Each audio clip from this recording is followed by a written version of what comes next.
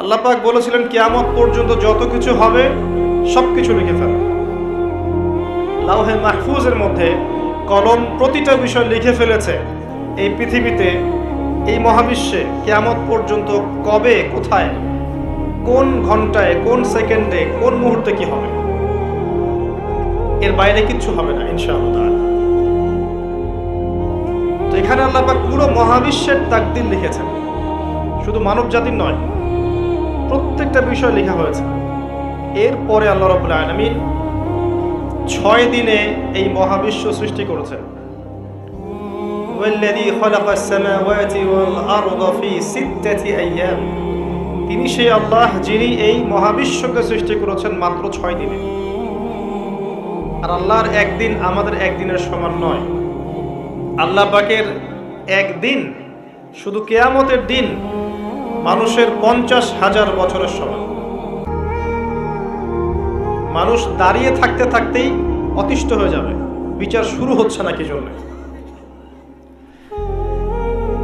তো আল্লাহ রাব্বুল আলামিন পুরো মহাবিশ্ব সৃষ্টি করেছেন এবং আসমান সমূহ জমিন একটা বিন্দুর মধ্যে ছিল, যেটা এখনকার সায়েন্স বলে যে বিগ ব্যাং থেকে সৃষ্টি হয়েছে মহাবিশ্ব। আর আল্লাহ পাক কোরআনে বলছেন বিগ ব্যাং থেকে নয়, বরং আল্লাহর হুকুমে সৃষ্টি হয়েছে মহাবিশ্ব। সূরা আম্বিয়া 30 নম্বর আয়াত পড়ে দেখবেন, আল্লাহ বলছেন আওয়ালাম ইয়ারাল্লাযীনা কাফারু আন্নাস সামাওয়াতি ওয়াল আরদা কানাতা রাতকান ফাফাতাকনাহুমা। যারা অবিশ্বাস করছে তারা কি লক্ষ্য করে দেখে না যে আসমান সমূহ এবং জমিন একটা বিন্দুর মধ্যে ছিল, এরপর আমি আল্লাহ সেটাকে পৃথক করে দিলাম। সুবহানাল্লাহ। এই শিক্ষা ব্যবস্থা আপনাকে ওই বিগ ব্যাং পর্যন্ত নিয়ে যাবে। এর উপরে কি সেটা চিন্তা করার ক্ষমতা এরা রাখে না। আর তাদের চিন্তা যেখানে শেষ, আল্লাহ পাকের চিন্তা সেখান থেকে শুরু। আল্লাহু আকবার। আল্লাহ পাক বলছেন বিগ ব্যাং এমনি এমনি হয়নি, আমার হুকুমে হয়েছে, আমি এটাকে পৃথক করে দিয়েছি। সুবহানাল্লাহ। আল্লাহ পাক কি জন্য সৃষ্টি করলেন এই মহাবিশ্ব? এটা একটা ভালো প্রশ্ন। নিছক খেলার ছলে সৃষ্টি করেছেন? আল্লাহ পাক কি জন্য সৃষ্টি করতে গেলেন এই মহাবিশ্ব? উত্তর হচ্ছে ভালোবাসা। আল্লাহ পাক তার সৃষ্টিকে ভালোবাসেন। আল্লাহ রাব্বুল আলামিন তার মাখলুকদেরকে ভালোবাসেন এবং তিনি চেয়েছেন যেন আমরাও তাকে ভালোবাসি। আল্লাহ রাব্বুল আলামিন চেয়েছেন যে আমরাও যেন তাকে ভালোবাসি। আল্লাহ রাব্বুল আলামিন এর কাছে 100 ভাগ রহমত বা ভালোবাসা এবং দয়া আছে, যার মধ্যে 1 ভাগ, মাত্র 1 ভাগ তিনি পুরো মহাবিশ্বে ছড়িয়ে দিয়েছেন। সমস্ত সৃষ্টির মধ্যে এই 1 ভাগ ভালোবাসা বিরাজ করছে। এই 1 ভাগের মধ্যে আছে বাবা মায়ের প্রতি ভালোবাসা, স্ত্রী সন্তানের প্রতি ভালোবাসা, আমাদের বাচ্চা কাচ্চাদের প্রতি ভালোবাসা, আত্মীয়তার হক, প্রতিবেশীর হক, দেশকে ভালোবাসা, আবেগ, অনুভূতি সব এই 1 ভাগের মধ্যে আছে। এই পুরো মহাবিশ্বে যত মহব্বত আছে এটা 1%, 1% মাত্র। আর এই 1 ভাগ ভালোবাসার জন্য আমরা কি করছি সেটা আমরাই বুঝতে পারছি। আর বাকি যে 99 ভাগ রহমত, দয়া, ভালোবাসা, এটার কথা আল্লাহ পাক বলেছেন, এটা দিয়ে আল্লাহ পাক কিয়ামতের দিন তার বান্দাদের প্রতি রহম করবেন ইনশাআল্লাহ। আশা করা যায় যে ইনশাআল্লাহ আমরা যদি তাওহীদের উপর থাকি, কবিরা গুনাহ না করি, গুনাহ হয়ে গেলেই তওবা করে ফিরে আসি, অন্যের ক্ষতি না করি, সুন্নতে থাকার চেষ্টা করি, হালাল খাই, আশা করা যায় ইনশাআল্লাহ আমরা জান্নাতে যাব। এটা এত কঠিন কিছু হবে না ইনশাআল্লাহ তাআলা। শর্ত হচ্ছে তাওহীদ, আল্লাহ পাকের একত্ববাদ, হালাল রিজিক, তার নবীর সুন্নত এবং দিনটাকে পরিপূর্ণরূপে গ্রহণ করা। আমল করতে পারেন না পারেন, আকীদা বিশ্বাস রাখা, ইসলাম একটা পরিপূর্ণ জীবন ব্যবস্থা, এর মধ্যেই প্রত্যেকটা বিষয়ের সমাধান আছে। হয়তো আপনি আমল করতে পারবেন না, কিন্তু আকীদা আছে। আশা করা যায় ইনশাআল্লাহ আল্লাহ পাক সগীরা গুনাহগুলো আমাদের মাফ করে দেবেন ইনশাআল্লাহ। 99 ভাগ রহমত। কয়েকটা এক্সাম্পল দিচ্ছি আমি। একজন ব্যক্তি ছিলেন বনু ইসরাইলের মধ্যে, সেই ব্যক্তি 99টা খুন করেছিল, 99টা মার্ডার করার পরে সে চিন্তা করেছে তওবা করবে, তার তওবা আছে কি না এটা জিজ্ঞেস করার জন্য তিনি অনেক মানুষের কাছে ঘুরেছেন। তাকে সবাই নেগেটিভ উত্তর দিয়েছে। এক পর্যায়ে গিয়ে সে একজন আবেদকে জিজ্ঞাসা করেছে, আবেদকে যে বেশি বেশি ইবাদত করে। আবেদ কিন্তু সেই ব্যক্তি নয় যে আলেম, কথা বুঝতে পারছেন? আলেম তার কাছে জ্ঞান থাকে এবং জ্ঞান অনুযায়ী সে আমল করে, আর আবেদের কাছে খুব একটা বেশি জ্ঞান থাকে না কিন্তু সে ইবাদত করে। এই আবেদকে সে জিজ্ঞাসা করেছিল আমার কি তওবা হবে? সে আবেদ বলেছিল যে তুমি 99টা খুন করেছো, তোমার কিসের তওবা? তো সে ব্যক্তি এই আবেদকেও খুন করে 100টা মার্ডার পূর্ণ করেছিল। এরপরে তার মধ্যে আবার তওবার চেতনা আসে। তাকে জানানো হয় অমুক জায়গায় একজন আলেম আছেন, তার কাছে গিয়ে প্রশ্ন করো, তিনি উত্তর দিবে। সে আলেম তাকে জানালো যে হ্যাঁ, তোমার তওবা করার সুযোগ আছে, তুমি খালেস অন্তরে আল্লাহর কাছে তওবা করতে পারো, আল্লাহ চাইলে তোমাকে মাফ করতে পারো। এবার সে তওবা করলো, করার পরে কি করতে হবে পরামর্শ চাইলো। আলেম তাকে বলল তুমি এই এলাকা থেকে চলে যাও, অনেক দূরে হিজরত করো, যেখানে যাতে করে আগের হিস্ট্রির সাথে তোমার কোনো সম্পর্ক না থাকে, আগের জীবনের সাথে তোমার সম্পর্ক না থাকে, নতুন জীবন গঠন করো। সে যেতে যেতে রাস্তায় মারা গেল এবং আল্লাহ রাব্বুল আলামিন জান্নাতের ফেরেশতা এবং আযাবের ফেরেশতা দুজনকেই পাঠালেন। এই দুজন ফেরেশতা তারা তার আত্মাকে নিয়ে ঝগড়ায় লিপ্ত হল, কে তার রূহটা কবজ করবে, কে তার রূহটা নিয়ে যাবে। আপনারা জানেন যদি রূহটা নিয়ে যায় আযাবের ফেরেশতা, তার মানে কি, তার ফয়সালা কি জাহান্নাম। জান্নাতের ফেরেশতা নিয়ে গেলে ফয়সালা জান্নাত ইনশাআল্লাহ। তো আল্লাহ রাব্বুল আলামিন এখানে একটা কৌশল করলেন। আল্লাহ পাক রাস্তাটাকে লম্বা করে দিলেন।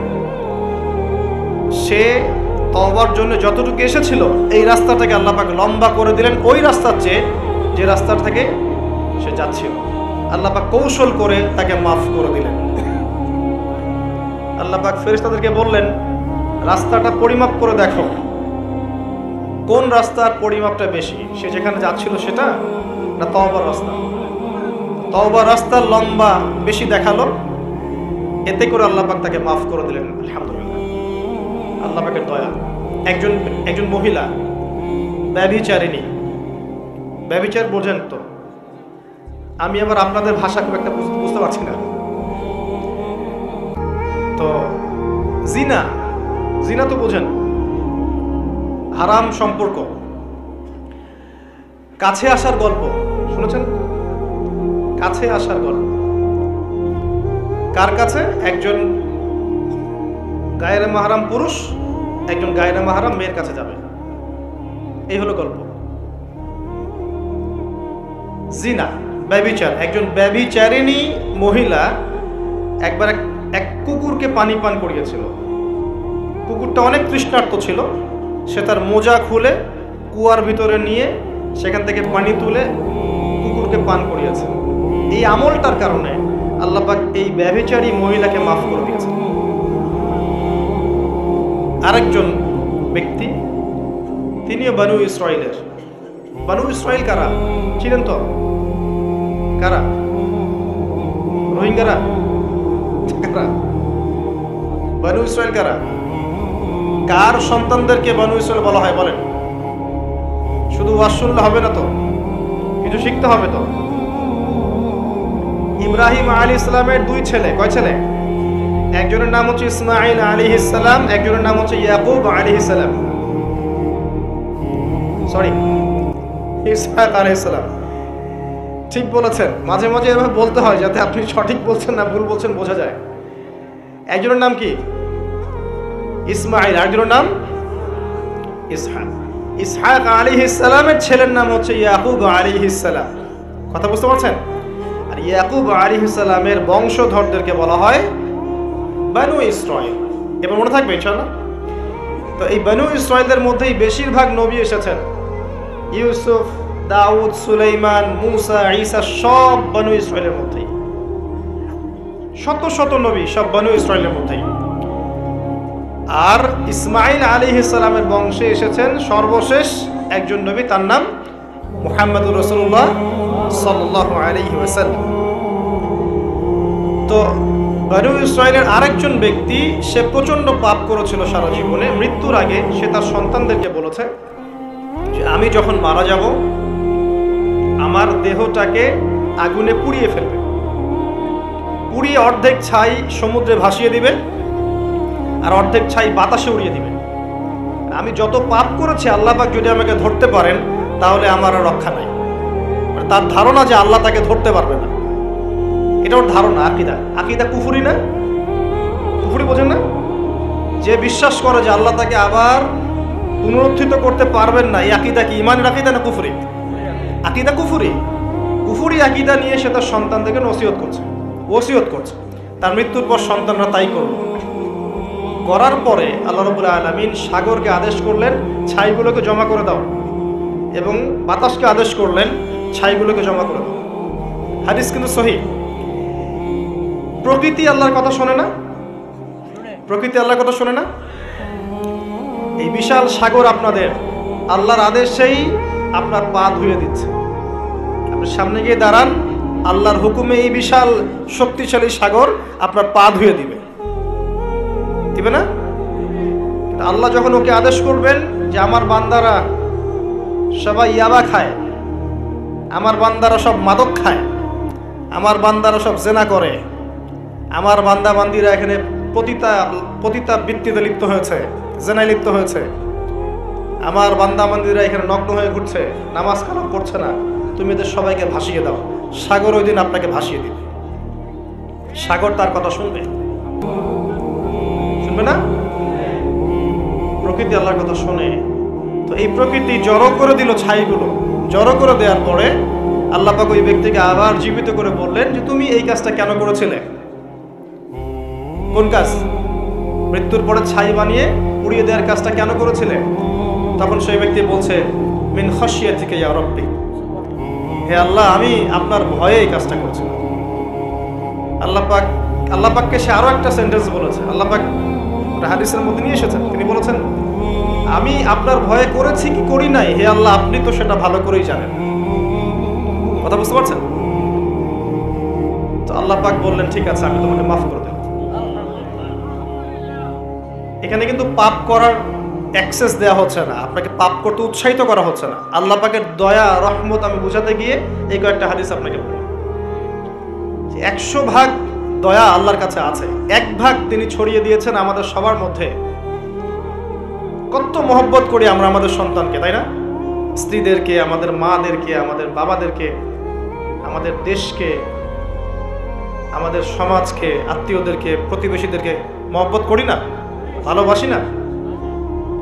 এই ভালোবাসা 1 ভাগ ভালোবাসার অংশ, বাকি সমস্ত ভালোবাসা আল্লাহর কাছে।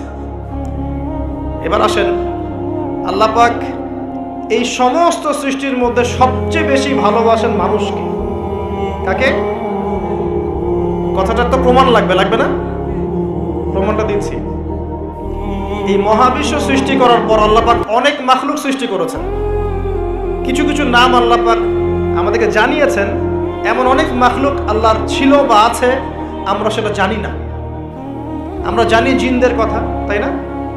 আমরা জানি ফেরেশতাদের কথা, তাই না? এই মহাবিশ্বে ফেরেশতারা আছে না? আমাদের এই পৃথিবীতে জিন জাতি আছে না? আছে। আর লক্ষ কোটি প্রজাতির মাখলুক তো আছেই। এই সমস্ত মাখলুকের মধ্যে আল্লাহ পাক মানুষকে সবচেয়ে বেশি ভালোবাসেন। কারণ আল্লাহ পাকের সবচেয়ে শ্রেষ্ঠ একটা সৃষ্টি আছে জান্নাত। কি নাম? জান্নাত। এর চেয়ে বড় কোনো নিয়ামত আছে? এই জান্নাত কাদের জন্যে? মানুষের জন্যে। যাকে আপনি সবচেয়ে বেশি ভালোবাসবেন তার জন্য স্পেশাল একটা গিফট দিতে মন চায় না? চায় না? মনে করেন আপনি আপনার মাকে ভালোবাসেন, মন চায় না মাকে একটা সুন্দর বোঠা কিনে দেই, মায়ের থাকার জন্য একটা সুন্দর বাসা করে দেই, মায়ের টয়লেট করতে অসুবিধা না হয় টয়লেট সুন্দর করে দেই, মন চায় না? মন চায়। তো আল্লাহ পাক মানুষকে এত ভালোবাসেন যে মানুষের জন্য আল্লাহ পাক জান্নাত সৃষ্টি করেছেন।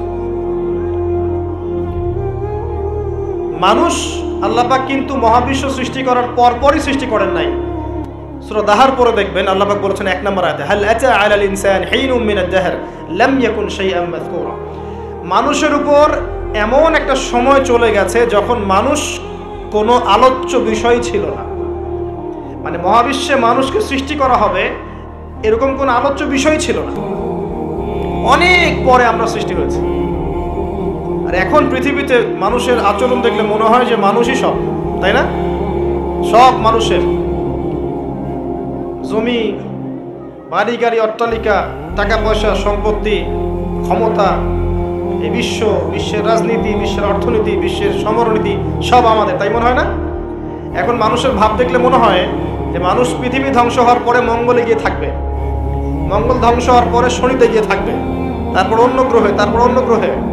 এখন মানুষ বলে যে শুক্র গ্রহ আমার, মানুষ বলেছে শুক্র গ্রহ আমার। কয়দিন আগে একটা দেশ দাবি করেছে শুক্র গ্রহটা আমাদের, আরেকটা দেশ তার বিপক্ষে দাবি করেছে না ওটা আমাদের। তো মানুষের আচরণ এখন এমন।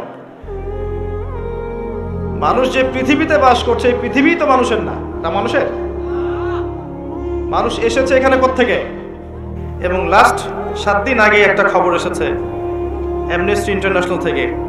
তারাই বলেছে, অ্যামনেস্টি ইন্টারন্যাশনাল মুসলিমদের নয়, এটা ওদেরই, পশ্চিমাদের। তারাই বলেছে যে বিগত 50 বছরে প্যালেস্টাইনিদের উপর যে জুলুম হয়েছে এরকম জুলুম মানবতার ইতিহাসে কখনো হয়নি। এটা ছিল না। আমি আপনাদেরকে স্মরণ করায় দেই যে মাসীহুদ দাজ্জালকে ফলো করবে জিউসরা, স্পষ্ট হাদিসে আছে। এবং তাদের এত শক্তি কখনো ছিল না যে শক্তি তারা বিগত 100 বছরে 70 বছর অর্জন করেছে। এরপরেও আমরা সেমাই খাচ্ছি আর হালুয়া রুটি খাচ্ছি এবং ভাবছি এখনো শতাব্দীর পর শতাব্দী পরে আছে দাজ্জালের আগমনে। এবং কেউ যদি এগুলো নিয়ে গবেষণা করে তার গবেষণার পেপার পর্যন্ত আমরা কেড়ে নিতে চাই। এগুলো গবেষণা করতে হয় না, এগুলো ওইভাবে রেখে দিতে হয়। ভাবখানা এমন যেন কোরআন এবং সুন্নাহ আল্লাহ পাক দিয়েছেন শুধুমাত্র কেউ মারা গেলে তেলাওয়াত করার জন্য, মিলাদ পড়ানোর জন্য, কিয়াম করানোর জন্য, কোরআনের আয়াত তাবিজ করে মাদুলিতে ভরে রাখার জন্য। আল্লাহ পাক কোরআনে বলেছেন ওয়ালাকাদ সাররাফনা ফি হাযাল কুরআন লিন-নাস মিন কুল্লি মাসাল। সূরা কাফের মধ্যে আয়াতটা আছে, 54 নম্বর আয়াত, আখিরুজ জামানের সূরা, যে সূরা আপনাকে দাজ্জাল থেকে বাঁচাবে। যে আমি এই কোরআনে প্রতিটা বিষয়ে ব্যাখ্যা করেছি মানব জাতির জন্য। ওয়া কানাল ইনসানু আকসারা শাইইন জাদালা, কিন্তু মানুষ বেশিরভাগ বিষয়ে বিতর্ক করতে পছন্দ করে। আল্লাহ সূরা নাহলে বলেছেন ওয়া নাযালনা আলাইকাল কিতাব, হে নবী আমি আপনার প্রতি এমন একটা কিতাব নাযিল করেছি তিবিয়ানান লিকুল্লি শাই, যে কিতাব প্রত্যেকটা বিষয়ের ব্যাখ্যা, ওয়া হুদান এবং হিদায়াত, ওয়া রাহমাতান এবং দয়া, ওয়া বুশরা লিল মুসলিমিন মুসলিমদের জন্য সুসংবাদ। আল্লাহর রাসূল সাল্লাল্লাহু আলাইহি ওয়াসাল্লাম মুসলিম শরীফের হাদিসে বলেছেন ইন্নাল্লাহা ইয়ারফাউ বিহাযাল কিতাবি আকওয়ামান, আল্লাহ পাক এই কোরআনের মাধ্যমে বহু জাতিকে উন্নতি দেন, ওয়া ইয়াদাউ বিহিল আখারিন, এবং অনেককে আল্লাহ পাক অপদস্থ করেন। আল কোরআন হুজ্জাতুন লাকা ওয়া আলাইক, এটা তোমার পক্ষে সাক্ষী দেবে অথবা বিপক্ষে সাক্ষী দেবে। সবকিছু কোরআন এবং হাদিসে আছে। এগুলোকে কেন্দ্র করে যদি আমরা ব্যাখ্যা, বিশ্লেষণ, গবেষণা না করি তাহলে যুগ এবং জিজ্ঞাসার জবাব খুঁজে পাবো না। অবশ্যই গবেষণায় ভুল হতে পারে, ভুল হলে গবেষক শুধরে নেবেন। তার মানে এই নয় যে কোরআনের আয়াতগুলোর পিছনে যে লেখা আছে লাআল্লাহুম ইয়াতাযাক্কারুন, লাআল্লাকুম তা'কিলুন, লাআল্লাহুম ইয়াকিলুন, এই যে কথাগুলো আছে লাআল্লাহুম ইয়াতাফাক্কারুন, এই কথাগুলোকে আমরা অ্যাভয়েড করতে পারি না। তো যে পয়েন্টটা থেকে এখানে আসলাম যে এই সূরা আপনাকে মাসীহুদ দাজ্জালের ফিতনা থেকে বাঁচাবে আর দাজ্জালকে ফলো করবে এরাই। এবং তাদের অবস্থা আজকে বিশ্বের দিকে তাকালে দেখবেন তারা বিশ্বকে রুল করছে, নেতৃত্ব দিচ্ছে। মুসলিমদের ইগোতে লাগে যখন এই কথা বলা হয়, মুসলিমদের আত্মসম্মান বোধে লাগে, ইগোতে লাগে, আত্ম অহমিকায় লাগে, না আমাদেরকে ওরা রুল করছে না। আমাদের 57টা বা 60টার বেশি রাষ্ট্র আছে, সামরিক বাহিনী আছে, আমাদের প্রাকৃতিক সম্পদ আছে, আমাদের অনেক কিছু আছে, আমরাই বিশ্বের সেরা, এটা ভুলে যান। এক সময় ছিলাম আমরা বিশ্বের সেরা, এখন আমরা বিশ্বের সেরা নই। কোন দিক থেকে সেরা আমরা? ধর্মতাত্ত্বিক দৃষ্টিকোণ থেকে দেখেন, আজকে মুসলিমদের তাওহীদের মধ্যে শিরকের জয় জয়কার, আজকে মুসলিমদের সুন্নাহর মধ্যে বেদাতের জয় জয়কার। অর্থনৈতিক জীবনে গিয়ে দেখেন, মুসলিমদের হালালের মধ্যে হারামের জয় জয়কার। মুসলিমরা সুদ খাচ্ছে অবলীলায়, ঘুষ খাচ্ছে অবলীলায়, দুর্নীতি করছে, সম্পদ আত্মসাৎ করছে অবলীলায়, মিথ্যা বলছি, চুরি করছি, ডাকাতি করছি, ছিনতাই করছি, ধর্ষণ করছি, জিনা করছি, মাদক খাচ্ছি, অনাসক্ত হচ্ছি, ক্যাসিনোতে যাচ্ছি, জুয়া খেলছি, দুনিয়ার প্রতি আসক্ত হয়ে গেছি মুসলিমরাই। কোন দিক থেকে আমরা স্বতন্ত্র, স্বাধীন এবং ইজ্জত, শরাফত লাভ করতে পেরেছি এই বিশ্বে? ধর্মতাত্ত্বিক ক্ষেত্রে আরো দেখবেন, আমরা ধর্মের নামে হাজারটা দলে বিভক্ত আছি।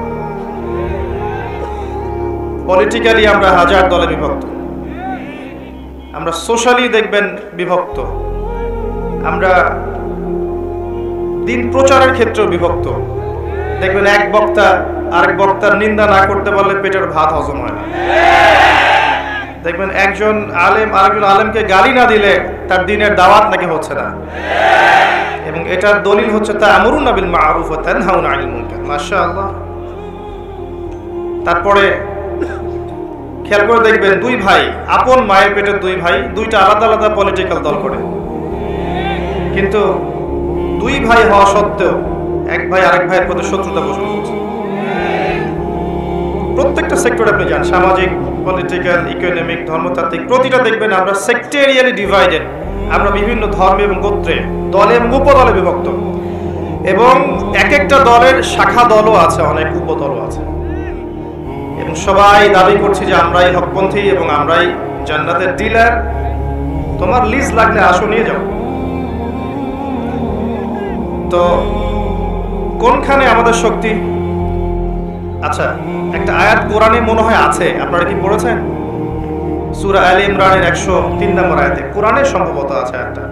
এটা বেদে নাই, এটা বাইবেলে নাই, এটা তাওরাত, জাবুর, ইনজিলে সম্ভবত ছিল না। ওয়া'তাসিমু বিহাবলিল্লাহি জামিআন ওয়া লা তাফাররাকু।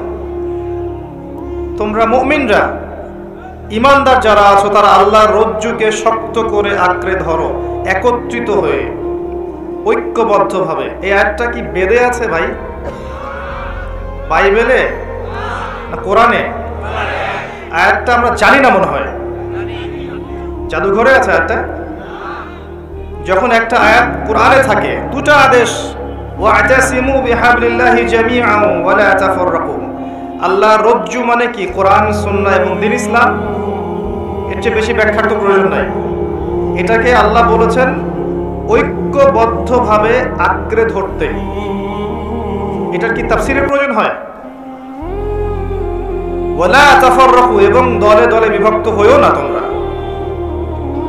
বিভক্তিটা কি জনগণ করে? আম জনগণ, যারা ফলোয়ার্স, যারা মুকাল্লিদ, তারা কি বিভক্তির স্রষ্টা?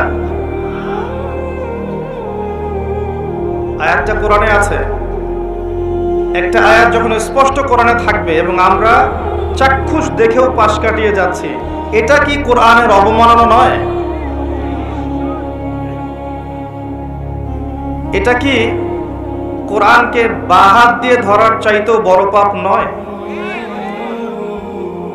এটা কি কোরআনকে অজু ছাড়া স্পর্শ করার চেয়েও বড় পাপ নয়? একজন অমুসলিম, নাস্তিক, মুরতাদ মনে করেন কোরআনকে পুড়িয়ে দিয়েছে, নাউযুবিল্লাহ, বা অবমাননা করেছে, তখন আন্দোলন হয় না? গায়ের রক্ত গরম হয় না? এবং দেখা যায় ওই কোরআনের জন্য তখন জীবন দিতে প্রস্তুত থাকে মুসলিমরা, তাই না? এটা কোরআনে আছে, মুসলিমদেরকে এই আয়াতটা আমল করতে বলা হয়েছে। এরপরে যদি আমরা না করি, তাহলে কে বড় পাপী? ওই অবমাননাকারী কাফের মুরতাদ নাকি আমি? ও তো জানেই না কোরআন কি জিনিস। নিঃসন্দেহে ওরটা বড় পাপ। কিন্তু আমার পাপটাকে ছোট করে দেখার সুযোগ নেই। কোরআনে যখন আল্লাহ বলছেন ওয়ালা তাকরাবু জিনা, জিনার ধার কাছেও যেও না, তারপরেও যুব সমাজ আমরা যাচ্ছি, তাহলে এটা কি কোরআনের অবমাননা নয়? আল্লাহ পাক বলছেন ইত্তাকুল্লাহ, আল্লাহকে ভয় করো, ওয়া যারু মা বাকিয়া মিনার রিবা, সুদের অবশিষ্ট অংশ ছেড়ে দাও, ওয়া ইল্লাম তাফআলু, যদি তোমরা এটা না করো, ফা'যানু বিহারবিন মিনাল্লাহি ওয়া রাসূলিহি, ফা'যানু বিহারবিন মিনাল্লাহি ওয়া রাসূলিহি, যদি সুদ না ছেড়ে দাও তাহলে আল্লাহ এবং তার রাসূলের সাথে যুদ্ধের ঘোষণা শুনে রাখো। এটা কোরআনে আছে, আমি বানিয়ে বলিনি, এটা ওই কোরআনেই আছে যে কোরআন আপনার ভাষায় আছে। জাস্ট সূরা বাকারাটা খোলেন, শেষের দিকে দেখেন, 3য় পারায় আছে। এরপরেও আমাদের পুরো ইকোনমিক সিস্টেম সুদভিত্তিক, এটা কি কোরআনের অবমাননা নয়? নাকি শুধু অজু ছাড়া স্পর্শ করলে অবমাননা হবে? আল কোরআনের আলো ঘরে ঘরে জ্বালতে চাই, তাই না? 80% মুসলিম কোরআন তেলাওয়াত করতে জানে না। যারা মুখস্থ করছি কোরআন, দেখা যায় মুখস্থ করার পরে আরো 20-30 বছর পার হয়ে গেছে, কিন্তু এখন পর্যন্ত কোরআনের অর্থ সে জানে না। কোরআনের বেশিরভাগ আয়াতগুলোর অর্থ আমরা আমজনতা জানি না। কোরআনের আদেশ পুরো মানতে পারি না, নিষেধগুলোকে বর্জন করতে পারি না। কেউ কেউ আছেন এমন যারা আদেশ কিছুটা মানি ঠিকই, নিষেধকে বর্জন করতে পারি না। কোরআনের দাওয়াত, প্রচার, প্রতিষ্ঠা, আল্লাহর জমিন, আল্লাহর দিন প্রতিষ্ঠার জন্য চেষ্টা করি না। এই বিষয়গুলোকে কোরআন এবং সুন্নাহকে অবমাননা করা হয় কিনা এর উত্তরটা আপনারা খুঁজবেন অনুগ্রহ করে। আল্লাহ পাক আমাদেরকে বোঝার তৌফিক দান করুন। এগুলো কোরআনে আছে এবং কোরআনকে নিয়ে আল্লাহ পাক চিন্তা ভাবনা করতে বলেছেন। আল্লাহ বলেছেন যে কোরআনকে আমি উপদেশ গ্রহণের জন্য সহজ করে দিয়েছি। সূরা কমার আয়াত নম্বর 17, 22, 32, 40 একই সূরা 4 বার বলা হয়েছে। ওয়ালাকাদ ইয়াসসারনাল কুরআনা লিযিকর ফাহাল মিন মুদ্দাকির, নিঃসন্দেহে আমি কোরআনকে বোঝার জন্য, উপদেশ গ্রহণের জন্য সহজ করেছি, কেউ কি আছো উপদেশ গ্রহণকারী? কি উত্তর দিবেন আল্লাহ পাকের এই প্রশ্নের? আমরা জানি যে কোরআনের সবকিছু একজন সাধারণ মানুষের পক্ষে, ছাত্রের পক্ষে বোঝা সম্ভব নয়, কিন্তু মুহকামাত বিষয়গুলো কি বোঝা সম্ভব নয়, যেগুলো স্পষ্ট। আর যেগুলো আমরা বুঝবো না, নিঃসন্দেহে কোথায় যাবেন? হকপন্থী উলামায়ে কেরামের কাছে যাবেন, প্রশ্ন করবেন, জিজ্ঞাসা করবেন, উত্তর জেনে নেবেন। ফাসআলু আহলা যিকরি ইন কুনতুম লা তা'লামুন। এটাও কোরআনের উপরে আমল করা হলো। কোরআন দিয়ে যদি আপনি এখন বিশ্বটাকে দেখেন, তাহলে ওই উত্তরটা পাবেন যে মাসিহুদ দাজ্জালের অনুসারীরা আজকে বিশ্বের শক্তিশালী আমরা নই। এবং সবচেয়ে মজার আরেকটা বিষয় আছে যে কিয়ামতের পূর্বে আসা সবচেয়ে বড় ফিতনাটাকে নিয়ে আমাদের খুব বেশি বইপত্র লেখা হয়নি, এবং ইনস্টিটিউশনগুলোতে হোক সেটা সেকুলার কনসেপ্টে বা ইসলামিক কনসেপ্টে মাসিহুদ দাজ্জালকে কেন্দ্র করে আলাদা কোনো সাবজেক্ট নাই, অথচ সে এই পৃথিবীর সবচেয়ে বড় ফিতনা। একটু বুঝাই তাহলে বুঝবেন ইনশাআল্লাহ। এখন সারা বিশ্বের দিকে আপনি তাকাচ্ছেন, দেখছেন যে মুসলিমরা বিভক্ত, আমাদের ঐক্য নাই, আমাদের শক্তি নাই, কোনো খিলাফা নাই, আমির নাই, নেতা নাই, আমাদের স্বতন্ত্র মিডিয়া নাই, স্বতন্ত্র প্রযুক্তি নাই, ইকোনমিক বেস নাই স্বতন্ত্র, আমাদের পলিটিক্যাল পাওয়ার নাই ইউনিভার্সাল, মানে আপনার ওয়ার্ল্ড ওয়াইড জিওপলিটিক্যালি মুসলিমদের উপর অত্যাচার হচ্ছে, হত্যা হচ্ছে, সুদ, ঘুষ, জেনা, ব্যভিচার, দুর্নীতি সব কিছু হচ্ছে। এই সমস্ত ফিতনাগুলোকে যদি একত্রিত করেন, এই সমস্ত ফাসাদগুলোকে যদি একত্রিত করেন, তারপরেও এটা মাসিহুদ দাজ্জালের চেয়ে ভয়ঙ্কর ফিতনা হবে না? তারপরেও এই সাবজেক্টটাকে নিয়ে আমাদের খুব একটা মাথা ব্যথা নাই। আল্লাহ পাক আমাদেরকে বোঝার তৌফিক দান করুন। এবারে আসেন, এই সূরা আপনাকে এখান থেকে বাঁচাবে। তার আগে আপনাকে দৃষ্টিভঙ্গি পরিবর্তন করতে হবে। এই ফাউন্ডেশনের নাম দেখে ওই দৃষ্টিভঙ্গির কথা মনে পড়লো। একজন নবী বক্তব্য দিচ্ছিলেন, জনগণের মধ্যে একজন বললেন, আপনি খুব চমৎকার আলোচনা করেছেন, আপনি কি পৃথিবীর সবচেয়ে জ্ঞানী মানুষ?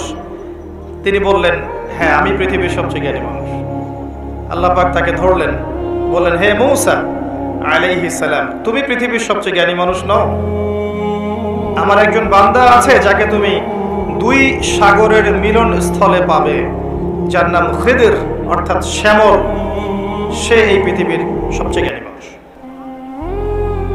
নবী মূসা আলাইহিস সালাম বললেন, আমি তার সাথে দেখা করতে চাই, I want to meet him. Allah পাক বললেন, মাছ নাও, মাছ, থলের মধ্যে মাছ নাও, যাত্রা শুরু করো। যেখানে গিয়ে দেখবে এই মাছ জীবিত হয়ে জান্নাত থেকে আসে নাই। আমরা কি পৃথিবীর বাসিন্দা ছিলাম? আমরা জান্নাতে ছিলাম। আমাদের পিতামাতা কোথায় ছিলেন? জান্নাতে। আর আমাদের আত্মাগুলো কোথায় ছিল? রুহের জগতে। এই পৃথিবীতে তো আমি এসেছি অনেক পরে, আর এখন মনে হয় সব কিছুর মালিক আমি একাই। এটা ফেরাউনি আচরণ। কিরকম আচরণ? ফেরাউনি আচরণ। আনা রব্বুকুমুল আলা, আমি তোমাদের মহান রব। মানুষের ভাবসাব দেখলে এখন এরকম মনে হয়। আল্লাহর বিধানের 5 পয়সা পরোয়া করবে না। দেখাবো আপনাকে, কানের মধ্যে দিনে 5 বার আসছে হাইয়া আলাস সালাহ, হাইয়া আলাস সালাহ, নামাজ পড়বে না। একটু মূল্যায়ন করলো না আল্লাহ পাকের হুকুমের। যাকাত ফরজ হয়ে গেছে, 10 বছর 20 বছর হয়ে যাচ্ছে, যাকাত ফরজ হয়ে গেছে, যাকাত দেয় না। মানুষ পরোয়া করে আল্লাহর? আল্লাহ বলছেন জেনার ধারের কাছেও যেও না। ও বলবে না এটা কাছে আসার গল্প। মানুষ, আল্লাহ বলবেন সুদ খেও না, ইত্তাকুল্লাহ ওয়া যারু মা বাকিয়া মিনার রিবা, সুদের অবশিষ্ট অংশ সব ছেড়ে দাও। ওয়া ইল্লাম তাফআলু, যদি না ছাড়ো, ফাযানু বিহারবিন মিনাল্লাহি ওয়া রাসূলিহি, আল্লাহ এবং তার রাসূলের সাথে যুদ্ধের ঘোষণা শুনে রাখো। মানুষ বলবে সুদেই অগ্রগতি, সুদেই প্রগতি। এটাই চলছে। মানুষ বলবে যে আল্লাহ বলছেন ওয়ামান লাম ইয়াহকুম বিমা আনজালাল্লাহ ফাউলাইকা হুমুল কাফিরুন, আর এক আয়াতে আছে ফাসিকুন, আর এক আয়াতে আছে জালিমুন। মানুষ বলবে না, আমি যেটা লস দিব সেটাই লস, এর বাইরে কিছু নেই। তা আমরা সত্যি আল্লাহকে পরোয়া করি? সত্যিকার অর্থে আদতে আমরা আল্লাহকে খুব একটা পরোয়া করছি না। আল্লাহকে পরোয়া করার অর্থ হচ্ছে আল্লাহর হুকুম আহকাম মেনে চলা। যদি আমি আল্লাহর হুকুম আহকামগুলো মেনে চলি, তবেই প্রমাণ হবে হ্যাঁ আমি আল্লাহকে পরোয়া করছি। আসেন, মানুষকে আল্লাহ পাক সৃষ্টি করেছেন অনেক পরে। সৃষ্টি করার ঘটনাটা আল্লাহ পাক সূরা সদের মধ্যে একটু সুন্দর করে বলেছেন, মানে অন্য ঘটনার চাইতে আরো বেশি সুন্দর করে। তা আমার মত, প্রতিটাই সুন্দর, এটা আমার কাছে বেশি ভালো লাগে। কারণ এখানে আল্লাহ আরেকটা শব্দ বলেছেন যেটা অন্য জায়গায় বলেন নাই। অনেক জায়গায় কোরআনে আছে মানুষকে কিভাবে সৃষ্টি করা হয়েছে, কিন্তু এই সূরার মধ্যে, সূরা সদের মধ্যে একটু ব্যতিক্রম আছে, আরেকটু ভালোবাসা। আল্লাহ পাক বলছেন যে ইয়া ইবলিস, হে ইবলিস, মা মানাআকা আন তাসজুদ লিমা খালাকতু বিয়াদাই, হে ইবলিস তোমাকে কিসে বারণ করলো তাকে সিজদা করতে যাকে আমি আমার হাত দিয়ে সৃষ্টি করেছি? কথা বোঝেন না আমার? হে ইবলিস, কিসে তোমাকে বারণ করলো, কিসে তোমাকে নিষেধ করলো? কেন তুমি সিজদা করলা না আদমকে? সহজ করে দিলাম, আদমকে, যাকে আমি সৃষ্টি করেছি আমার হাত দিয়ে। আল্লাহ পাক অন্য কোন সৃষ্টিকে এভাবে ব্যাখ্যা করেছেন যে আমি আরশকে সৃষ্টি করেছি আমার হাত দিয়ে, আমি মহাবিশ্বকে সৃষ্টি করেছি আমার হাত দিয়ে? ব্যাখ্যা করেছেন? বাকি সৃষ্টির ক্ষেত্রে আল্লাহ পাক বলেছেন, আল্লাহ পাক যখন কিছু করতে চান খালি বলেন কুন ফায়াকুন। তা আদমের ক্ষেত্রে আল্লাহ পাক বলেননি কুন ফায়াকুন, বলেছেন? কথা বুঝতে পারছেন? আদমের ক্ষেত্রে আল্লাহ পাক বলেছেন আমি তাকে আমার হাত দিয়ে সৃষ্টি করেছি। হাতের ব্যাখ্যা কি সেটা নিয়ে আমাদের তর্ক করার দরকার নাই। মূল কথা হচ্ছে এখানে আল্লাহ পাক ভালোবাসা বুঝিয়েছেন। আদম আলাইহিস সালামকে আল্লাহ পাক ভালোবেসে সৃষ্টি করেছেন, স্পেশাল সৃষ্টি। এবার আসেন, সৃষ্টি করার পর তাকে রেখেছেন কোথায়? জান্নাতে। তারও আগে আল্লাহ পাক সমস্ত জ্ঞান আদম আলাইহিস সালামকে শিক্ষা দিয়েছেন। সুবহানাল্লাহ পড়বেন না? মানুষ সম্মানিত কি কারণে? শারীরিক গঠনের কারণে? জ্ঞানের কারণে। আপনি যাকে ভালোবাসেন বেশি তাকে আপনি সব শেখাতে চাইবেন না? তাকে আপনি সব দিতে চাইবেন না? যে আমার সব তোমার জন্য, আমি তোমাকে ভালোবাসি, বলেন না? বলেন, কারে কারে বলছেন জীবনে? আলহামদুলিল্লাহ, আলহামদুলিল্লাহ, শুকরিয়া। এই কথাটা আল্লাহ পাক সূরা বাকারায় বলেছেন, ওয়াল্লামা আদম আল আসমাআ কুল্লাহা, আমি আদমকে সমস্ত বিষয়ের নাম শিক্ষা দিয়েছি। সুবহানাল্লাহ, এমন শিক্ষা দিয়েছেন যে শিক্ষা আল্লাহ পাক ফেরেশতাদেরকেও দেননি। কারণ তিনি আদম আলাইহিস সালামকে উপস্থাপন করলেন এবং বললেন যে আনবিউহুম বিআসমাইহিম, এই নামগুলো তুমি বলে দাও। ফেরেশতারা কিন্তু বলতে পারলো না। আদম আলাইহিস সালাম বললেন ফালাম্মা আনবাহুম বিআসমাইহিম ক্বালা আলাম আকুল লাকুম ইন্নী আ'লামু গায়বাস সামাওয়াতি ওয়াল আরদ। আল্লাহ পাক প্রথমে ফেরেশতাদেরকে বললেন নামগুলো বলে দাও। ফেরেশতারা বলল লা ইলমা লানা ইল্লা মা 'আল্লামতানা, আপনি যতটুকু শিখিয়েছেন এর বাইরে আমরা জানি না। কিন্তু আদমকে বললেন আলাইহিস সালাম তুমি নামগুলো বলে দাও, তিনি সমস্ত নাম বলে দিলেন। সুবহানাল্লাহ। এবার আল্লাহ পাক বললেন আমি কি তোমাদেরকে বলি নাই যে আমি যা জানি তোমরা তা জানো না? কারণ ফেরেশতারা কি বলেছিল আগে, আতাজআলু ফিহা মান ইউফসিদু ফিহা ওয়া ইয়াসফিকু দিমা, আপনি কি এমন কোন সৃষ্টি পৃথিবীতে পাঠাতে যাচ্ছেন খলিফা করে যে পৃথিবীতে ফাসাদ সৃষ্টি করবে আর রক্তপাত ঘটাবে? ফেরেশতারা নেগেটিভ কথা বলেছিল। আল্লাহ পাক সেই ফেরেশতাদের সামনেই আদম আলাইহিস সালামকে সম্মানিত করলেন জ্ঞানের মাধ্যমে। কিসের মাধ্যমে? ফেরেশতারা যে কথাটা বলেছিলেন সেটা কিন্তু বাস্তব। পৃথিবীতে এখন কিন্তু মানুষ এই দুইটা কাজই করছে। বেশিরভাগ মানুষ কি করছে? হয় রক্তপাত ঘটাচ্ছে, না হলে ফিতনা ফাসাদ সৃষ্টি করছে। বুঝতে হলে আপনি দুই চোখ দিয়ে বিশ্বটাকে দেখেন। বিশ্বের প্রতিটা সেক্টর এখন ফাসাদ দিয়ে ভর্তি, প্রতিটা সেক্টর। এমন একটা লেভেলে চলে আসছে ফাসাদ যে একটা নিউক্লিয়ার ওয়েপেন্স, একটা পারমাণবিক বোমা যদি ফাটে পৃথিবীতে, পৃথিবীর রূপরেখা চেঞ্জ হয়ে যাবে। আর এই বোমা নিশ্চয়ই জিন জাতি তৈরি করে নাই। কে তৈরি করছে? মানুষ। এর মধ্য দিয়ে কি মানবতার কল্যাণ হবে যদি একটাও ফাটে? কখনো 47-এর দিকে ফেটেছিল না দুইটা? কোথায় কোথায়? জাপান, হিরোশিমায়, আর কোথায়? বোমাগুলোর নাম বলতে পারবেন? হ্যাঁ, মাশাআল্লাহ মাশাআল্লাহ, লিটল বয় আর ফ্যাট ম্যান। এখন পর্যন্ত জাপানের নাগরিক যারা আছেন এর যে বিষক্রিয়া, এর দ্বারা ইফেক্টেড, তারা এখন বংশ পরম্পরায় এটা চলছে। আর এখন যে পারমাণবিক অস্ত্রগুলো আছে এগুলোর শক্তি তখনকার চাইতে 1000 গুণ বেশি শক্তিশালী। রাশিয়া সেদিন বলেছে আমাদের কাছে এমন ক্ষেপণাস্ত্র আছে যেটা 7 এর বিপরীতে শয়তান চেয়েছে কি, যাতে করে আদম সন্তানদেরকে জাহান্নামে নিয়ে যেতে পারে। এই জন্য পবিত্র ডিভাইন বৈধ ভালোবাসার বিপরীতে সে কিছু প্রবৃত্তিগত চাওয়া দিয়েছে আপনাকে, প্রবৃত্তিগত আবেগ, কিছু অনুভূতি, কিছু পাশবিক দাসত্ব দিয়েছে। যদি আপনি এই অবৈধ পথে পা বাড়ান তাহলে এই ভালোবাসাগুলোর বিনিময়ে কোনো নেকি তো হবেই না, বরং আপনার জাহান্নামের ফয়সালা হয়ে যাবে। শয়তান দুরকম, মানুষ শয়তান, জিন শয়তান। এর পাশাপাশি আছে শেষ জামানার সবচেয়ে বড় ফিতনা মাসিহুদ দাজ্জাল এবং তার অনুসারীরা। সবকিছু মিলে তারা আপনার সামনে কয়েকটা টোপ দিয়ে দিয়েছে। 1 নাম্বার আপনাকে দিয়েছে দুনিয়ার প্রতি ভালোবাসা। 1 নাম্বার দুনিয়ার প্রতি ভালোবাসা। যে দুনিয়াকে ভালোবাসবে সে হালাক হয়ে যাবে। যার কলবের মধ্যে দুনিয়ার প্রতি আসক্তি আর ভালোবাসা আছে সে কখনো 100% মন দিয়ে আল্লাহর ইবাদত করতে পারবে না। 1 নাম্বার বেঁচে থাকতে হবে কি থেকে? দুনিয়ার প্রতি আসক্তি ভালোবাসা থেকে। এটা 1 নাম্বার। 2 নাম্বার অর্থ সম্পদ এগুলোর প্রতি ভালোবাসা, মোহ। আলহাকুমুত তাকাসুর হাত্তা যুরতুমুল মাকাবির কাল্লা সাউফা তা'লামুন সুম্মা কাল্লা সাউফা তা'লামুন। সূরাটা তো আমার চেয়ে আপনারা ভালো জানেন। শেষে কি আছে? সুম্মা লা তুসআলুন্না ইয়াওমাইযিন আনিন নাঈম। যে টাকা পয়সার প্রতি ভালোবাসা শয়তান ঢুকিয়েছে। আরো ঢুকিয়েছে শয়তান মাদকের প্রতি ভালোবাসা, মাদকের প্রতি আসক্তি, ভালো লাগে মাদক খেতে, একটা ভালোবাসা কাজ করে। ঢুকিয়েছে মিউজিকের প্রতি ভালোবাসা, হারাম মিউজিকের প্রতি ভালোবাসা, ভালো লাগে, মন নাকি শান্ত হয়। আর সবচেয়ে ডেঞ্জারাস যেটা ঢুকিয়েছে সেটা হচ্ছে এমন মেয়ের প্রতি আসক্তি, এমন নারীর প্রতি আসক্তি যে আসক্তিটা আল্লাহ পাক হালাল করেন নাই, অর্থাৎ গায়রে মাহরাম মেয়ের প্রতি আসক্তি। এটা 1 নাম্বার। কারণ আল্লাহ পাক সূরা আলে ইমরানে বলেছেন জুয়িনা লিন-নাস হুব্বুশ শাহাওয়াতি মিনান নিসা, যে কয়টা বিষয়ের প্রতি মানুষের আসক্তি থাকে তার প্রথমটা হচ্ছে নিসা বা মহিলা, পরে অন্য টাকা পয়সা, ধন দৌলত, সোনা চাঁদি এগুলো পরে। আর এটাকে শয়তান সবচেয়ে বড় অস্ত্র হিসাবে ইউজ করেছে।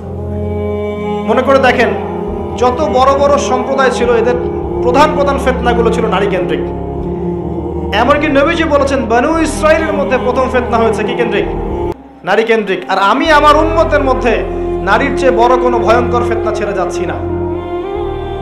শয়তান এই কয়েকটা ফিতনা, আপনার দুনিয়ার আসক্তি, টাকা পয়সা, ভোগবিলাস, বাড়ি গাড়ি, ব্যাংক ব্যালেন্স, স্ট্যাটাস, ক্ষমতার ভালোবাসা, আপনার মাদকের ভালোবাসা, গান বাজনার প্রতি ভালোবাসা, অশ্লীলতা, বেহায়াপনা, জেনা আর হারাম রিলেশনশিপ, এগুলোর প্রতি শয়তান আসক্তি সৃষ্টি করেছে।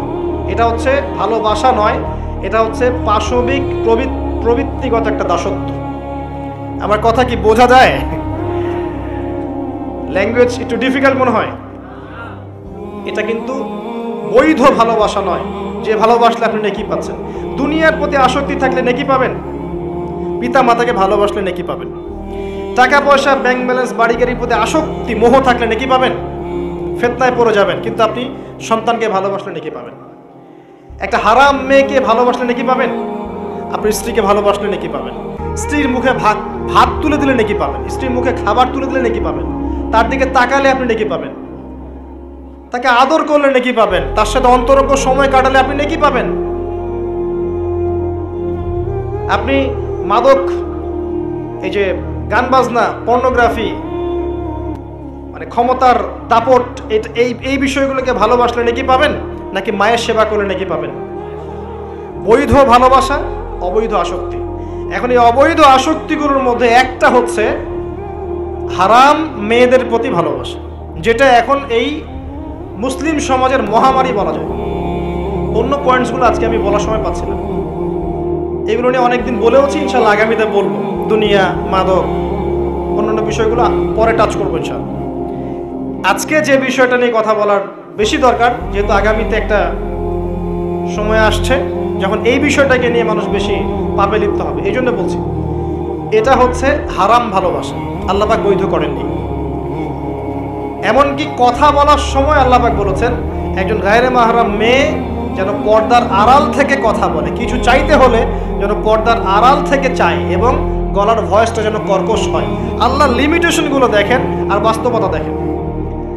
আল্লাহ পাকের লিমিটেশন হচ্ছে এরকম যে একজন মেয়ে যে আমার স্ত্রী নয়, তার সাথে আপনি ফোনে কথা বলতে পারবেন না, প্রেমালাপ করতে পারবেন না, আপনি তার দিকে কামনার দৃষ্টিতে তাকাতে পারবেন না, আপনি তাকে স্পর্শ করতে পারবেন না, তার সাথে নির্জনে কোথাও সময় কাটাতে পারবেন না। আল্লাহর বাইন্ডিংসগুলো দেখেন। একজন নারীর সাথে ফোনে কথা বললেই কিন্তু সেক্সুয়াল সম্পর্ক হয় না, হয়। একজন গায়রে মাহরাম মেয়ের সাথে যদি আপনি বসে কফি খান তাহলে কিন্তু যৌন সম্পর্ক স্থাপিত হয়নি, এখন হয়। তারপরেও আল্লাহ রাব্বুল আলামিন বলছেন ওয়ালা তাকরাবু জিনা, এটার নাম আল্লাহ দিয়েছেন জিনা, আর বলছেন করো না এমনটা নয়, বরং ধার কাছেও যেও না। মানে একটা সীমা রেখা দেয়া আছে, একটা মাঠ, এর চারপাশে একটা বাউন্ডারি দেয়া আছে, বাউন্ডারি পর্যন্ত। আল্লাহ বলছেন মাঠে ঢুকো না, এমনটা বলছেন না। আল্লাহ বলছেন মাঠের বাউন্ডারির কাছেও যেও না। কথা বুঝতে পারছেন? ফল খেও না, না ওয়ালা তাকরাবা হাদিহি শাজারা, এই গাছটার কাছেও যেও না। মিলাতে পারছি আমি, বুঝতে পারছি? আদম এবং হাওয়া আলাইহিস সালাম এই গাছের ফল খেও না, এমন কথা ছিল না। কথা ছিল এই গাছের কাছেও যেও না। একই কথা আল্লাহ বলছেন জেনা করো না নয়, ওয়ালা তাকরাবু জিনা, জেনার কাছেও যেও না। এখন এটা হচ্ছে আল্লাহর নিষেধাজ্ঞার একটা বাইন্ডিংস, লস, একটা একটা পিলার, একটা বাউন্ডারি। আর আপনি বাস্তবতা দেখবেন ভিন্ন, যে গায়রে মাহরাম ছেলে মেয়ে এরা অ্যাডাল্ট, এদের যৌন চাহিদা আছে, সেক্সুয়াল চাহিদা আছে, একে অপরের সাথে কোনো মাহরামের সম্পর্ক নাই। এরা পড়াশোনার নামেই হোক, চাকরি বাকরির নামেই হোক, ভ্যালেন্টাইন্সের নামেই হোক, যে কোনো নামেই হোক, এরা একে অপরের সাথে মিলেমিশে একাকার। এরা কথা বলছে, কথা বলার পরে আরো কাছে যাচ্ছে, ভালোবাসার প্রণয় বিনিময় করছে, এক পর্যায়ে কফি খাচ্ছে, ডেটিংয়ে যাচ্ছে, ঘুরছে ফিরছে, এই করতে গেছে, সেখানেই সেই ব্যক্তির সাক্ষাৎ পাবে। তিনি চলতে লাগলেন। তার সাথে ছিল ইউশা বিন নুন, যিনি পরবর্তীতে নবী হয়েছেন। এক পর্যায়ে তিনি রাস্তা ভুল করলেন এবং ক্লান্ত হয়ে পড়লেন। অনেকদিন বলেছি, জীবনে আপনার চলার পথ যদি ভুল হয়, আপনি দ্রুত ক্লান্ত হয়ে যাবেন। আজকেও যদি আপনার জীবনের চলার পথ আল্লাহ এবং তার রাসূলের আনুগত্যের দিকে না হয়, অতি দ্রুত আপনি ক্লান্ত হয়ে যাবেন, শেষ বয়সে সুইসাইড করে মরতে হতে পারে। যদি আপনার জীবনের চলার পথ আল্লাহর পথে হয়, শেষ বয়সেও আপনি হুঙ্কার ছাড়তে পারবেন ইনশাআল্লাহ। বাংলাদেশে এমন বরেণ্য অনেক ওলামায়ে কেরাম আছেন এবং চলে গেছেন, শেষ বয়সে গিয়েও দেখবেন দিনের জন্য কি মেহনতটাই না করেছে, এবং কমই ঘরানা থেকেই তারা বেশি ছিলেন, আমার অবজারভেশন, এটা আমার মত। ভালো খায়ের এবং কল্যাণ যেখানেই আছে, সেখানে আমাদেরকে যেতে হবে এবং তার পক্ষে আমাদেরকে থাকতে হবে। যদি এমন হয় যে আপনার সামনে দাঁড়িয়ে কেউ আপনাকে থাপ্পড় দিয়েছে, কিন্তু যে থাপ্পড় দিয়েছে ওমর রাদিয়াল্লাহু আনহুর মতো মানুষদের সুন্নাহ, যারা মনের দিক থেকে খুব স্বচ্ছ হন, স্পষ্টভাষী হন। যাই হোক, মুসা আলাইহিস সালাম আবারও ফিরে আসলেন, তার সঠিক রাস্তায় ফিরে আসলেন। ওই ব্যক্তির সাক্ষাৎ পেলেন, দেখলেন তিনি একটা সাখরার উপর বসে আছেন, অর্থাৎ পাথরের উপর বসে আছেন। শেষ জামানার সবচেয়ে জ্ঞানী মানুষ যারা হবেন, তাদের চরিত্রটাও পাথরের মতো হতে হবে, সামান্য বাতাসে ঝরে যাবে না। এরপর তিনি তাকে সালাম দিলেন। খিদর আলাইহিস সালাম বললেন, এই জনমানব শূন্য জায়গায় সালাম কোত্থেকে আসলো? নবী মুসা আলাইহিস সালাম বললেন, আমি বানু ইসরাইলের মুসা। তুমি কি বানু ইসরাইলের মুসা? হ্যাঁ, আমি বানু ইসরাইলের মুসা। এর অর্থ হচ্ছে খিদর আলাইহিস সালাম বানু ইসরাইল ছিলেন না। আজকের স্টেট অফ ইসরায়েলকে আমরা বলতে চাই যে তোমরা পৃথিবীর সবচেয়ে জ্ঞানী মানুষ নও। তারা মনে করে যে they are the elite society of the world. তারা এই পুরো মহাবিশ্বের এলিট সোসাইটি, বাকি সব হচ্ছে ককরোচ বা তেলাপোকা। তারা এমনটাই মনে করে, তাদের ইগো আছে। কিন্তু আল্লাহ পাক কোরআনে বলছেন, সে খিদর আলাইহিস সালাম বানু ইসরাইলের অন্তর্ভুক্ত ছিল না। বানু ইসরাইল কি? তাদের নবী মুসা আলাইহিস সালামকে আল্লাহ পাক বলেছেন, তুমি পৃথিবীর সবচেয়ে জ্ঞানী মানুষ নও। খিদর আলাইহিস সালাম যখন তার পরিচয় ব্যক্ত করলেন, তখন মুসা আলাইহিস সালাম বললেন যে আমি কি আপনার সাথী হতে পারি? এই উদ্দেশ্যে যে আল্লাহ পাক আপনাকে যা শিখিয়েছেন সেখান থেকে আপনি আমাকে কিছু শেখাবেন। হাল আত্তাবিউক আলা আন তুআল্লিমানি মিম্মা উল্লিমতা রুশদা। সূরা কাহফ পড়ে দেখেন। ক্বালা, এরপরে খিদর আলাইহিস সালাম বলছেন, ইন্নাকা লান তাসতাতিআ মাইয়া সাবরা। হে মুসা, তুমি তো আমার সাথে ধৈর্য ধরতে পারবে না। কেমন টিচার, স্টুডেন্ট আসছে শিখতে, টিচার বলছে তুমি তো সবর করতে পারবে না। কি পরিমাণ প্রজ্ঞা থাকলে, কি পরিমাণ দূরদর্শিতা থাকলে একজন শিক্ষক বলতে পারেন তুমি তো ধৈর্য ধরতে পারবে না। আপনি একটা বাচ্চাকে, একটা না 100টা বাচ্চাকে পড়ান 1 বছর, ফাইনাল পরীক্ষার আগে আপনি বলতে পারবেন যে এই 5 জনের মধ্যে ভালো করবে এই কয়জন, এই 10 জন ভালো করবে না। এটা আপনি বলতে পারবেন না। কিভাবে? আপনি কি গায়েব জানেন না? কিভাবে? প্রজ্ঞা, আপনার বাসীরা, আল্লাহর নূর দিয়ে দেখছেন আপনি, এবং এটা আপনার অভিজ্ঞতা। ওই যে মালায়েকা কি বলেছিল, আতাজআলু ফিহা মান ইউফসিদু ফিহা ওয়া ইয়াসফিকু দিমা। আল্লাহ, আপনি এমন কাউকে সৃষ্টি করতে যাচ্ছেন পৃথিবীতে যে পৃথিবী থেকে 2টা কাজ করবে, অনলি 2টা, রক্তপাত ঘটাবে, ফাসাদ সৃষ্টি করবে। তাকায় দেখেন বিশ্বের দিকে, মানুষ প্রত্যেকটা সেকশনে ফাসাদ সৃষ্টি করেছে এবং একে অপরের রক্তপাত ঘটিয়েছে। টিল নাও ঘটিয়ে যাচ্ছে, আগামীতেও ঘটাবে ইনশাআল্লাহ। তাহলে কি ফেরেশতারা গায়েব জানতেন?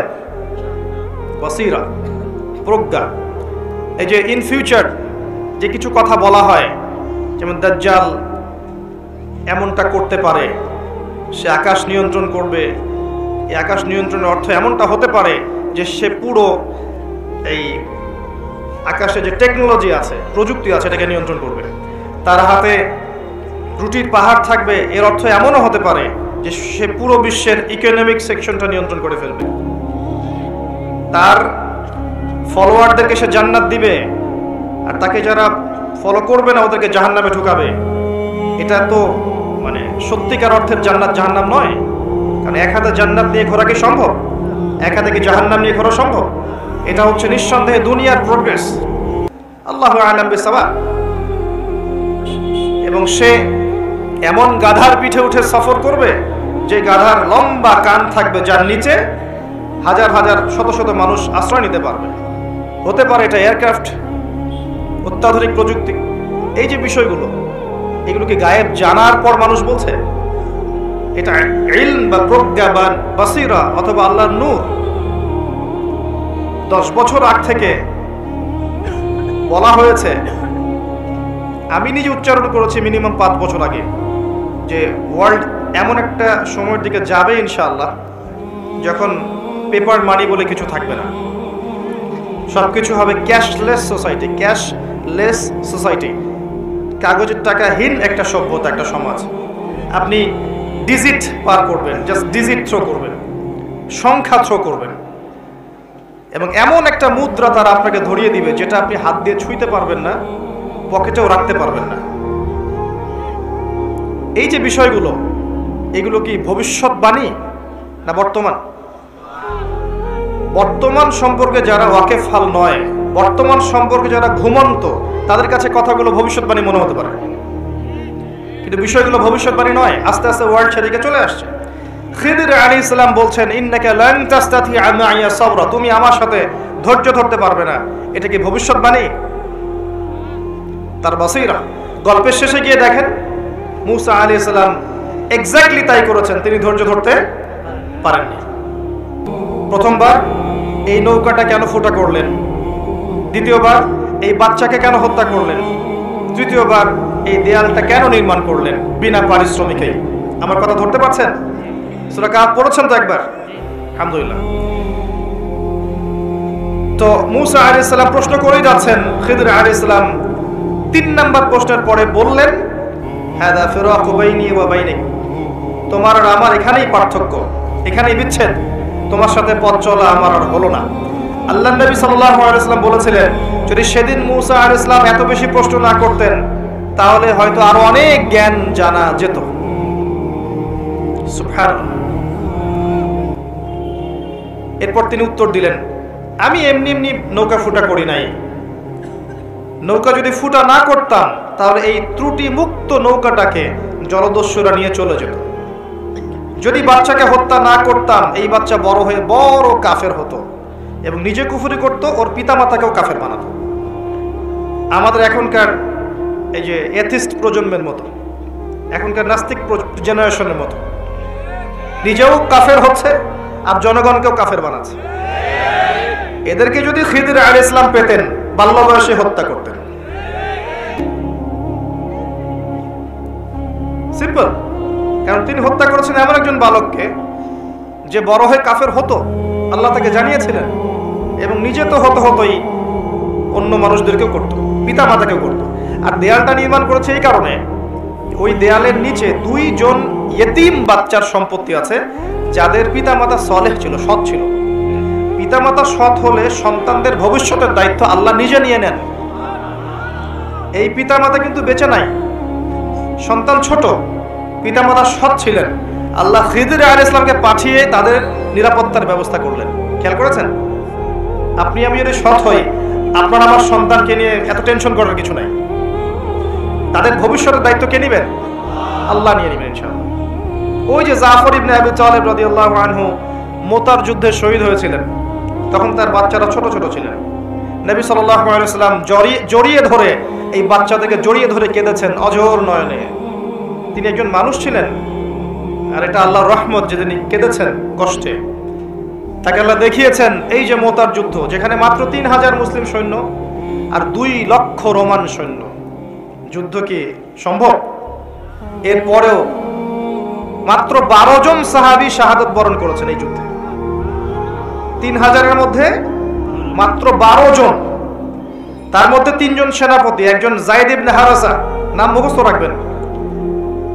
2 নম্বর আব্দুল্লাহ ইবনে রাওয়াহা রাদিয়াল্লাহু আনহু। 3 নম্বর জাফর ইবনে আবি তালিব রাদিয়াল্লাহু আনহুম আজমাইন।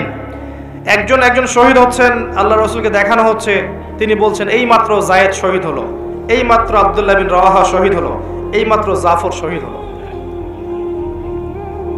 এখন পর্যন্ত নবী সাল্লাল্লাহু আলাইহি ওয়াসাল্লামকে যদি আমরা সালাম জানাই, দরুদ পড়ি, আল্লাহর ফেরেশতারা এই দরুদগুলো কালেক্ট করে নবী পর্যন্ত পৌঁছে দেন।